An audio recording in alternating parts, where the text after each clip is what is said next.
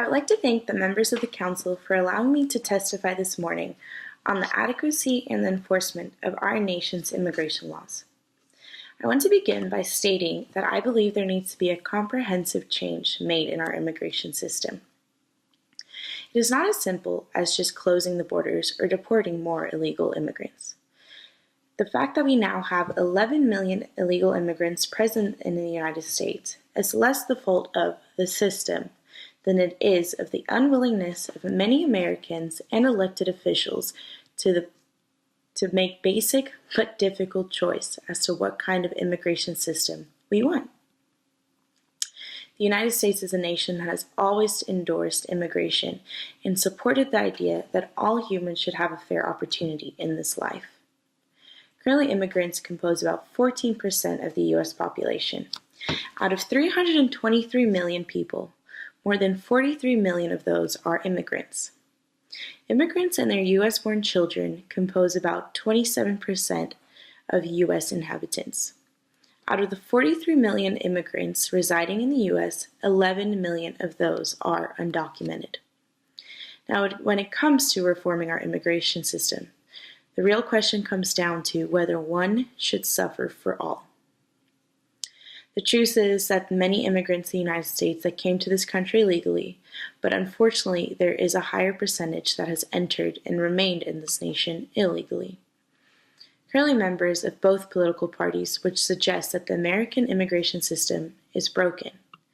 On one side of the spectrum, elected officials cannot bring themselves to accept the necessary enforcement of immigration limits, if it means excluding and reminding those who remind them of our ancestors. On the other hand, many elected officials are unwilling to accept unlimited immigration into the United States either. The choice of immigration reform is binary. There can either be no limit on immigration or enforcement of a limit. Placing no limit on immigration in the nation is allowing anyone and everyone to come, with the exception of those that are criminals or a national security threat. By enforcing a limit, this would mean turning away many despite them being neither criminals or a national security threat. There seems to be no happy medium, which has led many to believe that there is no easy choice in effect. The Obama administration attempted in trying to lead the country with a third choice, which was to leave immigration limits on the books, simply not enforcing them and dealing with the issues as they arose with a large number of illegal immigrants. Clearly, the system has not had a positive effect on the nation, and the immigration system, I believe, continues with this approach. We are asking for a permanent state of dysfunction. Under the Obama administration, the Department of Homeland Security has shown a collapse in enforcement under the administration's policies. In late November 2014, a set of executive actions imposed severe restrictions on the immigration enforcement agencies and exempted most illegal immigrants from being targeted for deportation. This has allowed for a number of people to successfully enter the country without authorization or legal status. Another problem that has risen under the Obama administration is the problem of overstays. There's little government effort dedicated to specifically prevent or fine those that are overstaying their visit in the United States. In the recent year, only a small amount of Immigration and Customs Enforcement, also known as ICE, has gone towards the overstay enforcement. Over the last few years, it's been recorded that only about 3% of the total estimated population of 4 to 5.5 million overstays in the United States have been deported because of overstays.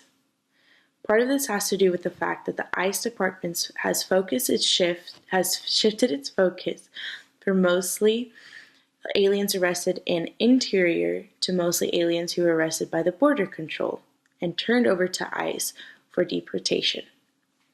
The caseload shift has allowed for the Obama administration to hide the decline in interior immigration enforcement because they were able to build a record for deportations through border control cases. The Trump administration has already taken steps to reverse some of the most problematic policies that have suppressed enforcement. But a new effort to pass a comprehensive immigration reform bill should be top priority. The U.S. immigration policy demonstrates how beneficial it is for a nation to open its doors to immigrants, students, skilled employees, and for others who choose to live in the nation just for a short amount of time. However, it also warns the continued inability of the United States to develop and enforce a workable system of immigration laws threatens to undermine those achievements. In order for immigration laws to be enforced, it is crucial to have a president committed to the enforcement of these laws. But it is also essential for the immigration laws to have the proper attention from Congress. No matter how many tangible steps are taken, such as hiring more ICE agents, or increasing the barrier control, or just increasing the system's vetting, no matter how many tangible steps are taken, such as hiring more ICE agents, building miles of barriers, or creating more rigorous vetting systems, as long as employers believe they will be able to get away with hiring illegal workers, they will continue doing so. For there to be an actual change, Congress needs to reinforce a number of weak spots in the immigration law system. The current immigration law system has allowed for confusion to rise among local law enforcement partners and the courts. For there to become a real reform, the Davis-Oliver Act would be the best choice. The Davis-Oliver Act addresses the problems that the nation's current immigration system is facing. The reform measures would establish federal supremacy in immigration law, but preserve the ability of state and local governments to enact and enforce ordinances with certain parameters, allowing them to take action if federal government does not. It encourages law enforcement agencies to insist in enforcement, balancing a mandate for local agencies to cooperate with ICE with the requirement for ICE to respond to local requests to take custody of criminal aliens. This system would also clarify the local jails must not release criminals who will be deported and penalize sanctuary jurisdiction that obstruct this enforcement. Also, this will deal more firmly with deportable aliens arrested for drunk driving, sex crimes, gang crimes, espionage, identity theft, immigration fraud, repeat offenders, and other serious offenses by providing for expedited removal and limiting appeals and waivers. The current immigration system must be reformed, but it must be reformed through a comprehensive lens. Currently, the laws are not being enforced strongly enough, which has allowed for many people to enter into the U.S. illegally and remain here illegally. On the other hand, there are many who have entered into the U.S. legally, but have gone through such a strenuous process that have taken up to many years to complete. By first just taking a small step and becoming stricter on immigration laws and enforcing them more in the interior, I believe there will be a change made to the system.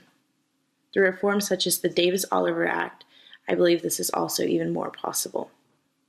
Thank you once again, members of the board, for having me and for allowing me to share my testimony with you all today.